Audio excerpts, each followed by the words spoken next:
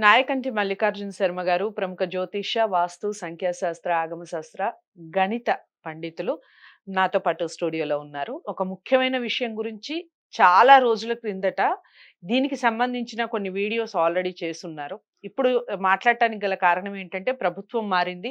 పనులు ఎక్కడికక్కడ ఆగిపోయాయి. ఏం పనులు అనేది మీ అందరికీ ఐడియా ఉండే ఉంటుంది. అమరావతికి సంబంధించి రాజధాని అని చెప్పడం. ఆ తర్వాత వచ్చిన గవర్నమెంట్ ఏదైతే జగన్ గారి గవర్నమెంట్ ఉందో దానికి సంబంధించి మళ్ళీ 3 రాజధానులని రావటం. అమరావతికి సంబంధించి కంప్లీట్‌గా అలా స్తబ్దుగా ఉండటం. ఎందుకు ఇలా జరిగింది? అసలు ఆ ముహూర్త బలం ఏ విధంగా ఉంది? ఆహ్, నిజంగా మంచి ముహూర్తం అయ్యుంటే ఈ పాటికి ఒక రూపమన్నా వచ్చేది కదా! అనే డౌట్స్ చాలా మందిలో ఉన్నాయి. మరి దీనికి సంబంధించి గురువుగారు ఏం చెప్తారు? అప్పుడు పెట్టిన ముహూర్తం అసలు కరెక్టేనా? మరి కరెక్ట్ అయితే ఎందుకు ఇంత జాప్యం ఎందుకు జరిగింది? ఏమిటి అనేది తన మాటల్లో తెలుసుకుందాం. నమస్కారం గురువుగారు. నమస్కారం అమ్మ. లాస్ట్ టైమ్ మీరు మాట్లాడినప్పుడు చాలా ఛానల్స్‌లో కానివ్వండి, ముహూర్తానికి సంబంధించి అమరావతి ముహూర్తానికి సంబంధించి కొన్ని విషయాలు చెప్పున్నారు. అవునమ్మా. మరి ఆ ముహూర్త బలం కరెక్ట్‌గా ఉన్నప్పుడు ఎందుకు ఇంత జాప్యం జరిగిందంటారు? మళ్ళీ గవర్నమెంట్ మారటం గానివ్వండి, ఆ తర్వాత గవర్నమెంట్ కూడా అసలు అమరావతిని కంప్లీట్‌గా పక్కకు పడేయటం. ఇవన్నీ ఎందుకు జరిగాయంటారు? అసలు ఆ ముహూర్తం కరెక్టేనా? తప్పకుండా అమ్మ. ఓం శ్రీ గురుభ్యో నమః. ఇక్కడ ఏదైతే మనకి 2014లో మనకి అక్టోబర్ 22 అంటే అక్టోబర్ 22 మనకు విజయదశమి అయింది. ఆ హ్మ్. సమయంలో. అంటే అమరావతి అనేది పంచారామాల్లో ఒకటి అమరావతి. హ్మ్. అదొకటి. అయితే ఏందంటే ఆ రోజున అక్టోబర్ 22న విజయదశమి అయింది. ఆ హ్మ్. రోజున విజయదశమి రోజున మనకి ధనుర్లగ్నము, మకర లగ్నం అని 2 లగ్నాలున్నాయి. హ్మ్. ఆ 2 లగ్నాలలో కొన్ని గ్రహస్థితులనేవి అనుకూలంగా ఉండటం వల్ల ఆ ముహూర్తాన్ని నిర్ణయం చేశారు. హ్మ్. గతంలో కూడా మేము ఈ వీడియోస్ అన్ని చేశాము. చేసిన తర్వాత కొన్ని పెద్ద ప్రముఖ ఛానల్స్ తోటి చేశాం. అయితే దీని గురించి బాగా పెద్ద డిస్కషన్ జరిగింది. డిస్కషన్ జరిగినప్పుడు కూడా ఏ లగ్నం మంచిది? అంటే ప్రభుత్వం అనేది ఆ లగ్నంలో చేస్తుందా? ఆ హ్మ్. లగ్నంలో చేయట్లేదా? 2 లగ్నాలు వేరియేషన్ జరిగింది. హ్మ్. వేరియేషన్ జరిగినప్పుడు ఒక, ఒక పెద్ద ఛానల్‌లో మేము చేశాం. చేసిన తర్వాత దాని గురించి పెద్ద డిస్కషన్ జరిగింది యాక్చువల్‌గా అయితే. పెద్ద డిస్కషన్ జరిగింది నిజం చెప్పాలంటే. హ్మ్. అయితే ఆ విజయదశమి అనేది చాలా మంచి రోజు. హ్మ్. అంటే ఈ దశమికి అపరాహ్న వ్యాప్తి ఉండాలని, అంటే అపరాహ్నంలో ఉండాలా? వ్యాప్తి ఉండాలా? అక్కర్లేదా? ఆ రోజున విజయదశమి అనేది ఉందా? లేదా? అని చాలా డిస్కషన్ జరిగిందిక్కడ. హ్మ్. అయితే ఇక్కడ ఈ విజయదశమి వచ్చేటప్పటికల్లా ఆ రోజున నవమి కాలం అనేది కొంత ఉండటం ఒకటి. హ్మ్. అంటే 11:58 వరకు ఉండటం. తర్వాత వచ్చే దశమి రావటం. హ్మ్. ఆ దశమి సమయంలోనే వాళ్ళు ముహూర్తాన్ని నిర్ణయం చేయటం. ఆ నిర్ణయం చేయటంలో కూడా పండితులు ధనుర్లగ్నం అనుకోవటం, వాళ్ళు హ్మ్. మకర లగ్నంలో చేయటం. హ్మ్. ఆ మకర లగ్నంలో చేసేది కూడా ధనుర్లగ్నానికి, మకర లగ్నానికి మధ్యలో చేశారు. హ్మ్. అంటే సంధిలో చేశారు. హ్మ్. అంటే సంధి గడియలో చేశారు. కానీ ఆ పడటం అనేది ధనుర్లగ్నానికి, మకర లగ్నానికి మధ్యలో వచ్చేసింది. హ్మ్. అంటే లగ్నం వచ్చేటప్పటికల్లా చివరికి వాళ్ళకి మకర లగ్నంలో వచ్చింది. అంటే కొద్ది నిమిషాలు ధనుర్లగ్నంలో కూడా పూజలనేది నిర్వహించారు. ఓకే. అంటే ధనుర్లగ్నం, మకర లగ్నంలో రెండిట్లో కూడా నిర్వహించారు. ఎందుకంటే ఆ రోజున మనం ఏదైతే డేట్ అనుకుంటున్నామో అక్టోబర్ 22వ తారీఖున హ్మ్. ఆశ్వీజ మాసంలో విజయదశమి. హ్మ్. ఆ దశమిన అమ్మవారి యొక్క నవరాత్రులు జరుగుతుంటాయి ఆ రోజున. అవును. అంటే దశమి అంటే విజయదశమి అంటే విజయం కలగాలి అని అర్థం. హ్మ్. ఆ రోజున ఆహ్, మో ప్రముఖంగా చంద్రబాబు నాయుడు గారు ఆ రోజున శంకుస్థాపన చేయటం వేద పండితుల చేత. అలానే నరేంద్ర మోడీ గారు రావటం. హ్మ్. అలానే తెలంగాణ రాష్ట్ర ముఖ్యమంత్రి కేసీఆర్ గారు రావటం జరిగింది. హ్మ్. అంటే ప్రముఖులందరినీ కూడా పిలిచి ఆ రోజున చక్కగా శ్రీశైలంలో ఉండే నీళ్ళని, మట్టిని, కాశీలో ఉండే మట్టిని, నీళ్ళని, హ్మ్. అంటే పుణ్యక్షేత్రాల్లో వివిధ పుణ్యక్షేత్రాల్లో ఉండే మట్టిని, జలాన్ని తీసుకొచ్చి కొన్ని చోట్ల దిగకపోతే కూడా హెలికాప్టర్ దగ్గర నుంచి కిందకి తీసుకొనొచ్చారు. అంటే ఒక హ్మ్. మట్టిని ఇలా తీసుకొనొచ్చారు. హ్మ్. అంటే ఎందుకంటే మన హిందూ ట్రెడిషన్‌లో హ్మ్. అలాంటివన్నీ ఒక శంకుస్థాపన చేసేటప్పుడు సహజంగా ఒక క్షేత్రాల్లో ఉండేది కృష్ణా, గోదావరి, గంగా నదుల్లో ఉండే మట్టిని తీసుకొచ్చి అక్కడ శంకుస్థాపన చేయటం అనేది మనకి హిందూ ట్రెడిషన్‌లో ఉంది యాక్చువల్‌గా. ఓకే. మన పెళ్ళిళ్ళలో కూడా మనం పుట్టమన్ను అనేది వాడుతూ ఉంటాం హ్మ్. సహజంగా. హ్మ్. అలానే శంకుస్థాపన చేయటం. ఆ! అలా చేయటం వల్ల ఏందంటే, ఆ రోజున శాస్త్రీయబద్ధంగా జేశారు. ఓకే.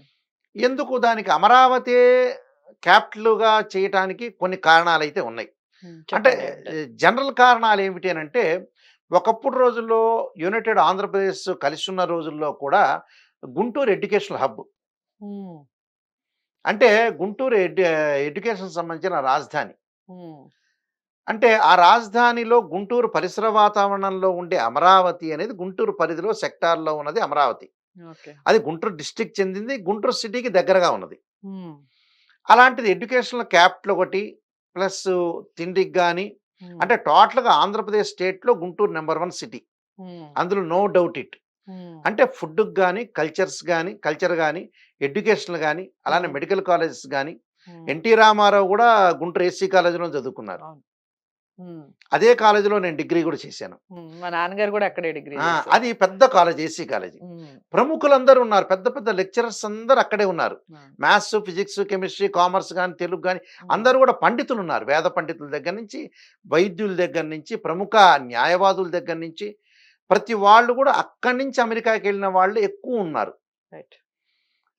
అలానే ప్రముఖ సినిమా యాక్టర్లు హ్మ్. అలాంటి హ్మ్. వాళ్ళు గూడా ఆ ఏరియా నుంచి ఎక్కువ మందొచ్చారు. హ్మ్. కాబట్టి గుంటూరు అమరావతిని పంచారామాల్లో ఒకటి, హ్మ్. శైవ క్షేత్రం అది.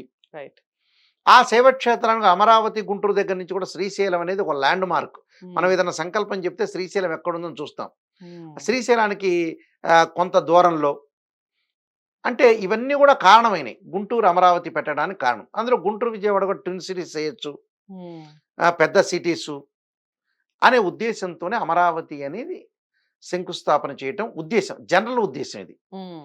అయితే ఆ రోజున మనం జ్యోతిష్య పరంగా వెళ్ళామనుకోండి ఉదాహరణకి. హ్మ్. అంటే జ్యోతిష్య పరంగా వెడితే ముహూర్తం అనేది చాలా మంచిది. హ్మ్. అంటే సంధి మకర లగ్నము, ధనుర్లగ్నానికి అసలు వాస్తవంగా ధనుర్లగ్నానికి గురువు, కుజుడు, శుక్రుడు, రవి, బుధుడు హ్మ్. అంటే 5 గ్రహాలు మంచివి. ద్వితీయ స్థానంలో చంద్రుడు గూడా మంచివి. అంటే 6 గ్రహాలు బాగున్నాయి. హ్మ్. మకర లగ్నానికొచ్చేటప్పటికల్లా ఆ రోజున అష్టమ స్థానంలో గురువు, కుజుడు, శుక్రుడు ఉన్నాడు. ఓకే.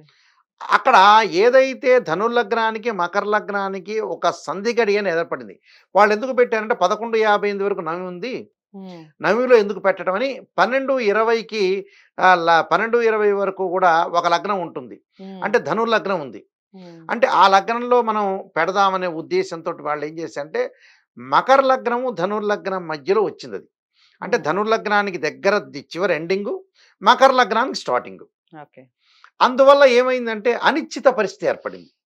హ్మ్. ఆ రోజు క్లియర్‌గా, స్పష్టంగా కొన్ని ప్రముఖ ఛానల్స్‌లో మూర్తి గారు ఇంటర్వ్యూ చేసినప్పుడు మా మిత్రుడు హ్మ్. ఈ విషయాన్ని స్పష్టంగా చెప్పాం. ప్రముఖ పండితులందరూ మాలాంటి వాళ్ళందరూ కూడా చెప్పాం.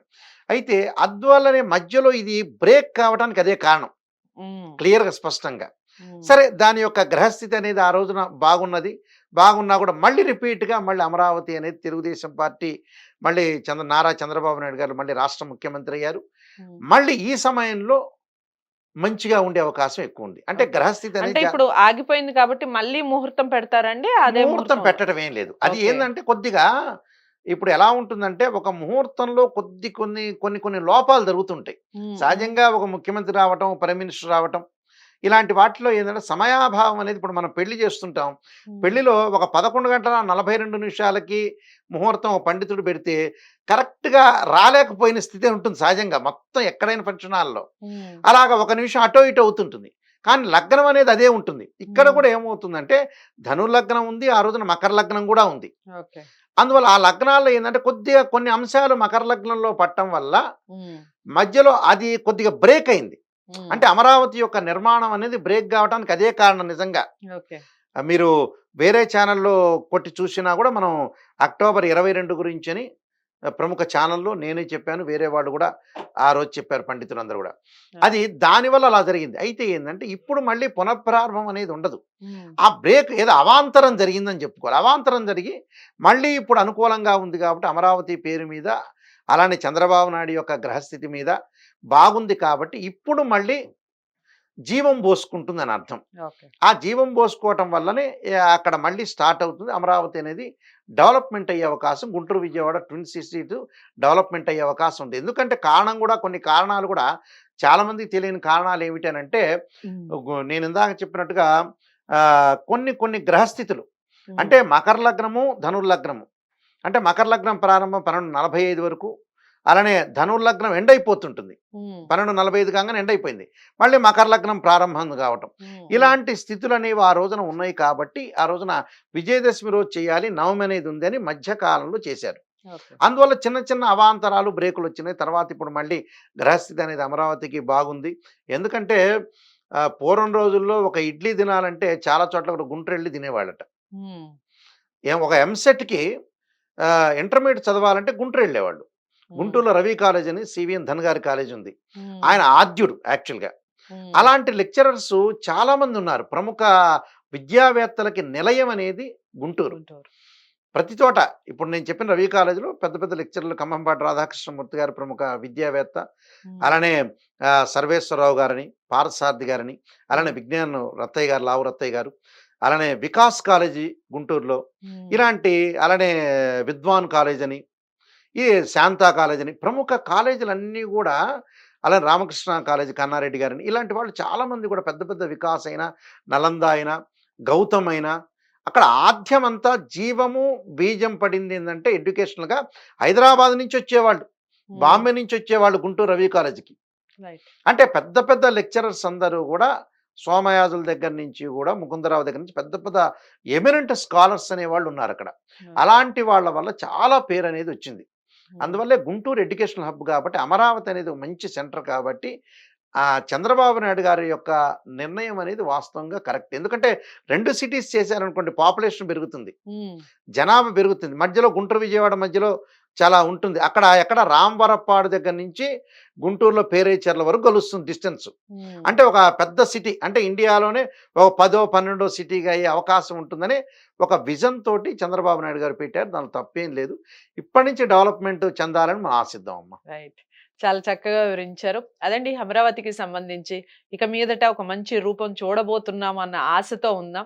ఇప్పటివరకు హైదరాబాద్‌కి సంబంధించి చాలా వార్తలు ఎవరు డెవలప్ చేశారు అంటే చంద్రబాబు అని. ఆ తర్వాత చంద్రబాబు నాయుడు గారి స్పీచ్‌ల్లో కూడా నా డెవలప్‌మెంట్ తర్వాత నేను చేసిన ప్రతి విషయాన్ని కంటిన్యూ చేస్తూ వచ్చారు ప్రతి ముఖ్యమంత్రి. ఆహ్, నేను దాన్ని హ్యాపీగా ఫీల్ అవుతున్నాను. కానీ ఇక్కడ అది జరగలేదు అని చాలా విషయాల్లో మాట్లాడటం జరిగింది. ఇక మీదట అమరావతి విషయంలో ఆయన తీసుకునే ప్రతి స్టెప్ సక్సెస్ కావాలనే కోరుకుందాం. ఎందుకంటే ఒక రాష్ట్రానికి సంబంధించి ఒక రాజధాని అనేది చాలా ఇంపార్టెంట్. రాజధాని డెవలప్ అయితేనే ఉద్యోగ అవకాశాలు కానీ, గురువుగారు చెప్పినటువంటి విద్యా విషయంలో కానివ్వండి, అన్ని విషయాల్లో కూడా డెవలప్‌మెంట్ అనేది కనిపిస్తుంది. రాజధాని రూపం వల్లనే అది కనపడుతుంది. ఈ 5 ఇయర్స్ తర్వాత ఒక మంచి రూపాన్ని చూస్తాము అన్న ఆశతో ఉందాం. వీడియోని అందరూ లైక్ చేసి షేర్ చేయండి. ఇంకా ఎలాంటి డౌట్స్ ఉన్నా కూడా కామెంట్ బాక్స్‌లో తెలియచేయండి. మీకు జ్యోతిష్యానికి సంబంధించి ఏమైనా డౌట్స్ ఉంటే కనుక స్క్రీన్ మీద కనపడే నంబర్‌కి కాల్ చేయండి. ఛానెల్‌ని సబ్స్క్రైబ్ చేసుకోవడం మర్చిపోవద్దు. మరో మంచి వీడియోతో మళ్ళీ కలుస్తాను. నమస్తే.